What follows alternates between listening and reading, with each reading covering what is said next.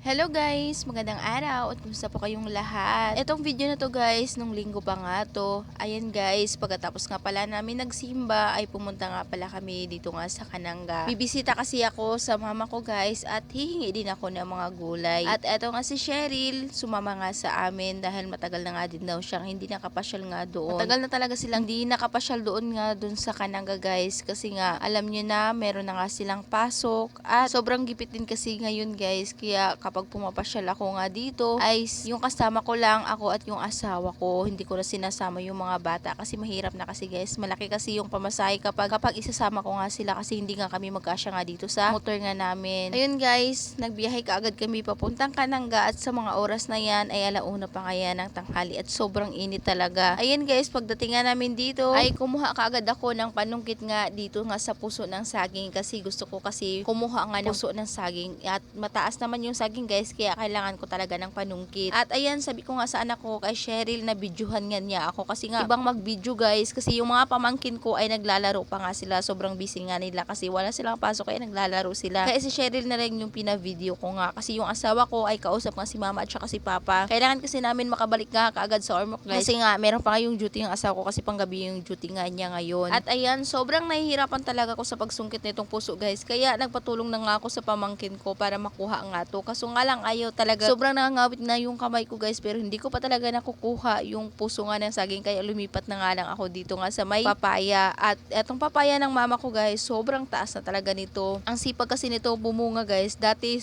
sobrang litit lang yan, ang dami ng bunga. Hanggang tumaas na nga lang siya ng tumaas guys pero marami pa nga lang siyang bunga. Ako lang ata yung nakakaubos dyan kasi kada punta ko nga dito guys, pag uwi ko sa Ormoc, meron talaga akong dalang papaya at ang dami talagang papaya yung dala ko. Kasi masarap kasi sa papaya, masarap kasi yung papaya guys at paborito ko talaga yung papaya. At yung binabidyo ko na dyan guys, yung pamangkin ko kasi natapos naman sila naglaro kasi dumating nga kami. Kaya sinabihan ko siya na videohan niya ako kasi kapag mag-viral nga tong video ko ay hati nga kaming dalawa.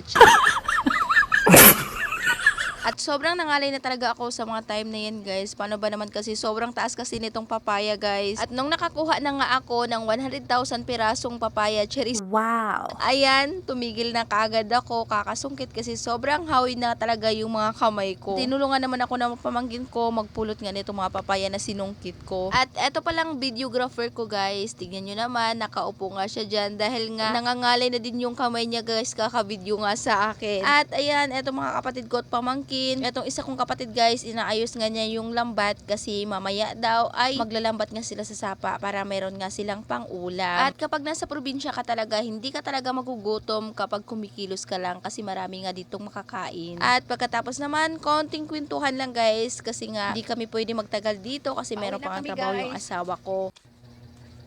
Meron na kaming dalang papaya. Budget na yan namin tong isang buwan. Ulam guys, puro papaya.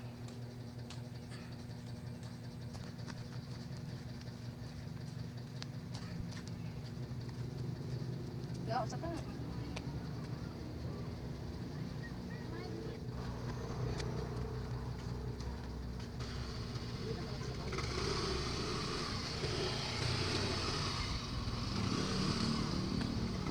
At nung nakauwi na nga kami dito sa bahay, ayan, nagumpisa kaagad ako magluto nitong papaya. At yung gagawin ko nga dito na luto guys ay yung adobo nga lang. At meron nga akong nakita na hinog na papaya kaya kinain na nga namin ng asawa ko. Sobrang tamis guys ng hinog ng papaya. At yan lang muna for this video. Maraming salamat po sa inyong panonood. God bless!